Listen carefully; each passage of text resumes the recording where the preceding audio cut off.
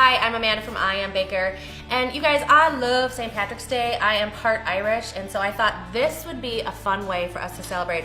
All I'm doing is creating a shamrock naked cake. Scandalous, I know. You can go ahead and make adult versions of this if you want, but if you want to save it for the kids and bring it to school or some fun activity like that, then we'll just stick with the basics here, which is chocolate cake and frosting. I have a chocolate cake that has been baked in a 15 by 10 pan, so it's fairly flat, and that's okay because we're gonna do a couple layers of cake. And then I just cut out a shamrock shape from a piece of paper.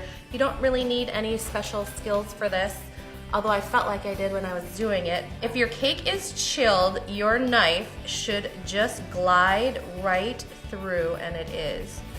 And I try to put the shape just slightly away from the edges. Cut out 2 of these shamrocks. I'm gonna remove some of my excess cake here so I can easier lift it. Slide an offset spatula underneath. And then we'll just try and gently lift this away. Perfect. And then we can set our first shape on our cake plate. Well, I prepared my green buttercream yesterday, and then I stored it right in my disposable bag. I did a couple of different colors, actually a few different colors, just to be a little variety in our piping design. I also do double bagging, which means since I stored my frosting right in the pastry bag, then I can just drop this bag right into the bag that's fitted with my tip. Now for this cake, I just grabbed some easy tips. There's a 1M tip, which is a star tip, and then these other bigger tips that have a lot of tines on them, so there'll be a lot of texture and beauty in our piping. And I usually like to start with the biggest tip that I have when I'm doing a design that's got a lot of different piping on it. You just have fun, just do whatever you want. So I'll just do like a big dollop here, maybe another one over here, and those are pretty big. And then maybe I'll do like a smaller one here. So we're just kind of changing it up a bit. And that looks good for now. I think I'll go the next lightest green. This is the 1M tip, and for this I'm going to do some rosette designs. And that's pretty self-explanatory. You can also do a little dollop with the 1M tip too, but you can go as big or as little with these rosettes. We're just filling in and creating some fun design. So let me move to my next color.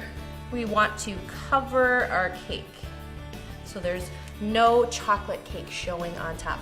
Now, because this is a layer cake, this is where you can really have fun and experiment and see which designs and piping you like the best, and then we'll repeat this on top of the cake. So if you see something that you don't like, maybe you don't like one of the rosettes you did, you say, I don't have to do that on top.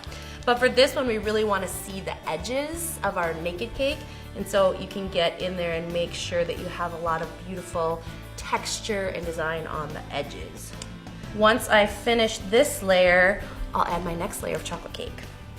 I am going to pick up my final layer of chocolate cake, and I want to position it right on top, the exact same way I did on the bottom. If you have any crumbs, get rid of those now, and that looks pretty perfect. And you can see with the bottom layer of frosting, all we can see is the edges of that. So if you made any mistakes, no big deal, no one ever has to know. But now we'll finish piping on top. Repeat the same thing we did on the bottom and add some beauty and texture with our frosting to our cake. Now, if you want to have a lot of fun and you want to bring this to a party, you can create a few different fun variations. You can add some liquor to your frosting. You can use a simple syrup of, say, Guinness on your chocolate cake.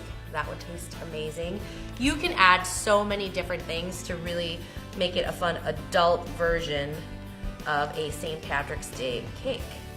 When I did this, I basically did one big batch of whipped vanilla buttercream, and then I added some food color. I just added green food color. The first one I did, made it kind of light, like 1 to 2 drops. And then as I went on, I added more and more food color to get the deeper shades of green. The only thing that I wanted to do was be consistent in the tone of the green. So I used the same food color throughout, just more of each to create our different colors. All done. You can see just how simple it is to create a really fun St. Patrick's Day inspired design using some of your favorite flavors like chocolate cake and buttercream frosting. I dare you to go and make this and let your creativity shine. If you want the recipe and specific tips and tricks, head on over to iambaker.net.